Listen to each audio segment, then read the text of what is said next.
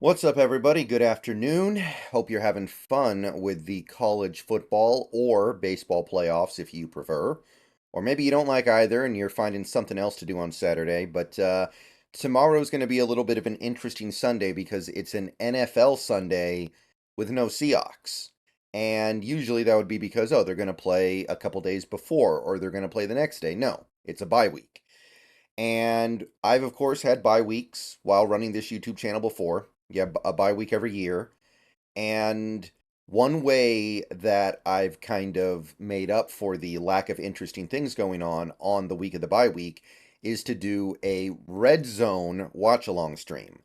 So I think most people who watch this channel probably know what Redzone is, but for the couple of people out there who maybe don't, it's a channel you can get that basically jumps around from game to game throughout the day. Sometimes it shows multiple games at once, and it tries to focus on the games that have a scoring opportunity on tap, that have a team close to the end zone. They'll show replays of big plays that they maybe missed. They're going to try to focus in on the games that are particularly interesting or compelling. Basically, it's a way to watch all the games in the same amount of time it takes to watch one game. Now, of course, you're going to miss some of the experience. So if you're trying to really focus in on one game, it's not the recommended experience, but it's a pretty good way to get a general feel for what's going on across the NFL. And I believe I did this last year, or maybe it was the year before, maybe both. During the Seahawks bye week, I do a Red Zone watch along. Now, Red Zone starts at 10 a.m. and ends whenever the last game in the late window ends, which is typically around 4:30. They say it's 7 hours of commercial-free football because Red Zone does not have commercials. So sometimes it goes to like 5.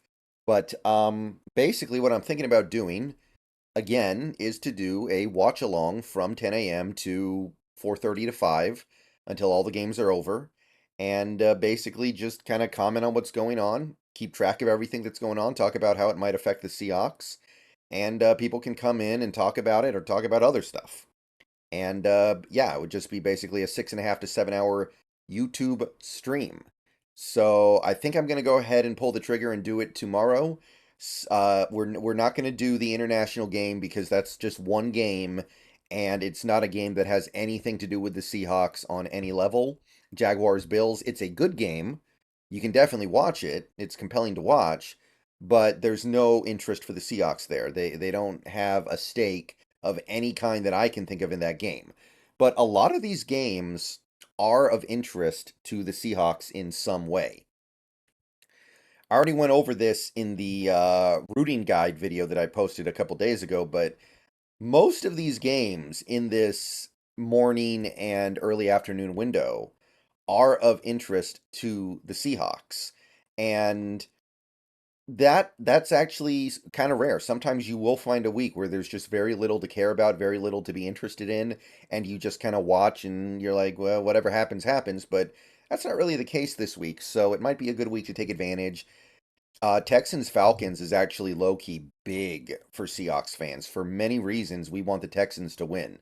This is actually a significant game for us, I think. It will determine by and large whether or not the Falcons get involved as a playoff contender down the line.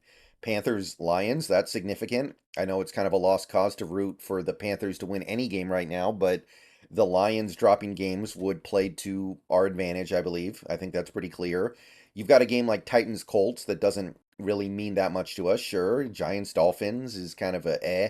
You could argue we want the Dolphins to win, but it very likely doesn't matter. Saints Patriots, that's actually really big for us too for a few different reasons. Would love to see a Patriots win here. Ravens Steelers, that's another game that really doesn't mean that much to us. Okay, that's a third one. But then you've got Eagles Rams. That has ramifications for Seahawks fans for sure, with the Rams being in our division and not having gone away yet. You've got Bengals Cardinals. That's big for us for multiple reasons. Cardinals in our division. Bengals are the team we play next week. Probably going to want to keep a close eye on that one just to see what's up with Joe Burrow.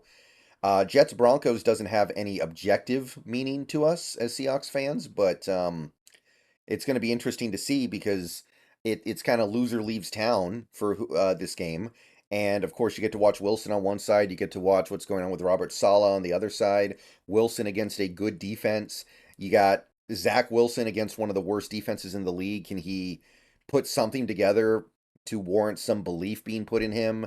Chiefs Vikings. Say whatever you will. It's an AFC on NFC matchup. That's important. Sadly, we do miss out on Cowboys Niners, which is definitely the game of the week and a game that means a lot to the Seahawks. Although I'm not 100% convinced who we should even be rooting for here. I think that you can make a good argument either way. But it's too bad we're going to miss that game because that's not going to be part of the Red Zone, and I'm not going to be able to stream this one if I stream Red Zone all day, in all likelihood. But yeah, there's a lot of interesting stuff going on here. Of the 10 games that are going to be playing in the Red Zone window, 7 of them have some level of value to the Seahawks to go one way or the other way. And there have been weeks where I look at the schedule and I'm like, 65 to 70% of these games don't matter to us at all.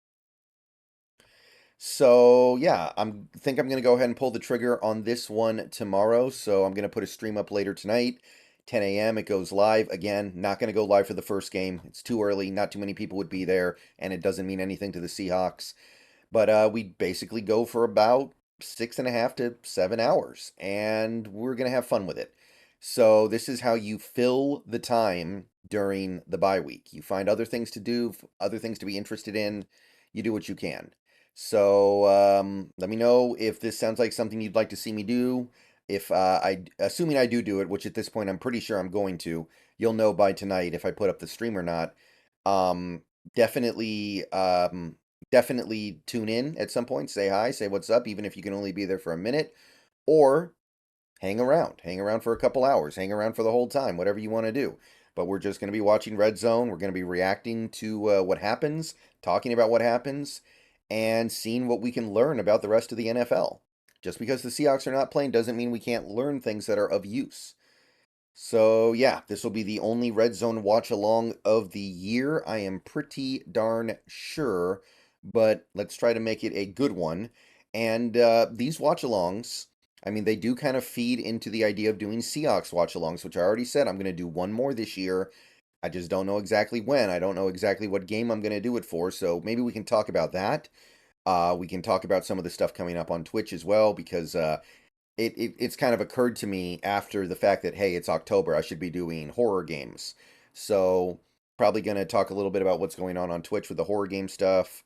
And yeah, hope that sounds good to everybody, because I think I'm doing it. See you guys probably later tonight on Twitch. If I don't, see you guys tomorrow for the, I think I'm pretty much committing to it at this point, Red Zone watch along stream. All right, so hope everybody has fun the rest of your day, and I hope I see you tomorrow.